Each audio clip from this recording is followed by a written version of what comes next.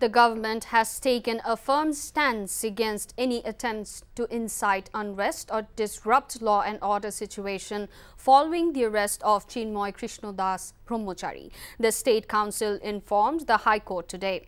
Presenting updates on the situation, the state attorneys told the High Court that the matter is now a top priority for the government. 3 cases have already been filed in connection with the incidents of lawyer Saiful Islam Alif's murder and unrest in Chattogram. So far, 33 individuals have been arrested and 6 suspects have been identified, the State Councils informed the court.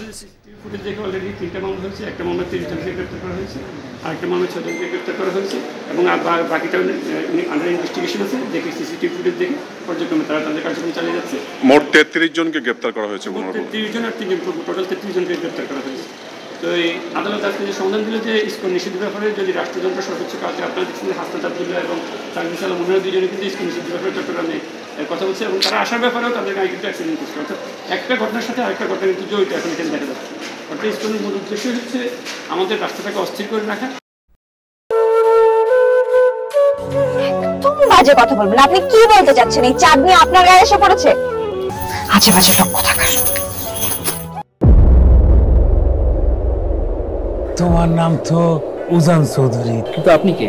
আমারে তোমার চেনার কথা না, তোমার দাদার আমলের মানুষ। আমার নাম সাজপাতি। চাঁদনি, আবার কবে দেখা হবে? আমি ওসমান। তুমি তো দেরি করে এলে কেন? আমি তো এই ফার্স্ট টাইম এখানে এলাম। আমি তোকে অনেক বছর ধরে খুঁজে বেড়াচ্ছি। এই সব কিছুর জন্য তুই দায়ী।